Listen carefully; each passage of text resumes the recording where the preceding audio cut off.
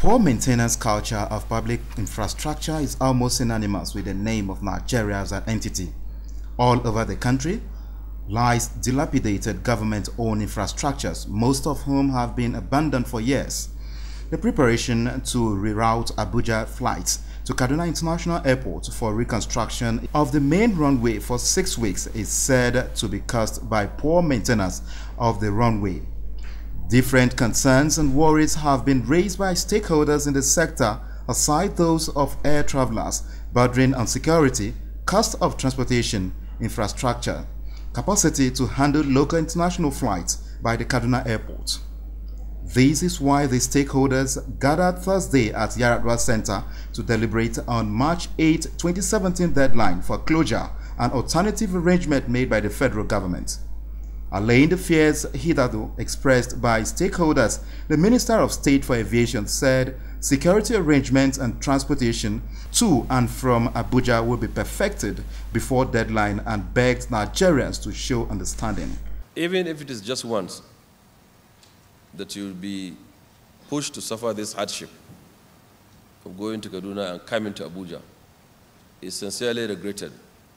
It is in the interest of safety.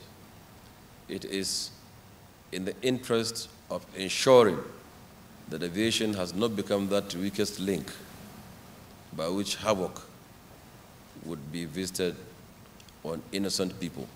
We will move our aviation security from funds that are in Abuja to complement those that are in Kaduna. And the DSS will do what they know how to do best. We all don't know what they do, but we know that they are there.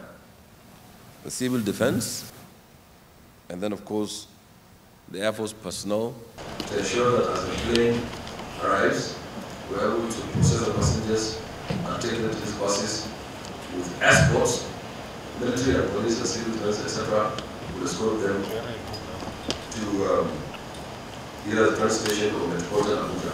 Some stakeholders, however, disagreed with the arrangement, citing international best practices. They voiced their concerns. Alternatively, the runway in Abuja is 3,900 meters.